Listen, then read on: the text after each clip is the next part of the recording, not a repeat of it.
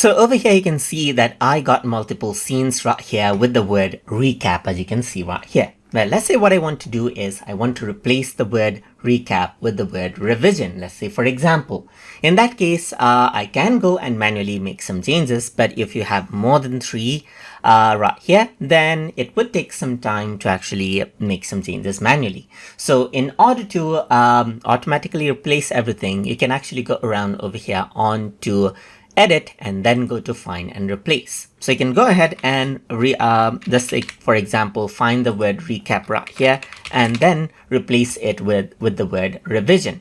Then what you can do is replace it out all right here, just like this, and you can see that this has been replaced right here. Similarly, the word recap right here has been replaced over here and here as well. And that is how you can utilize the find and replace option inside of Google Vids. So I hope you guys learned something as always.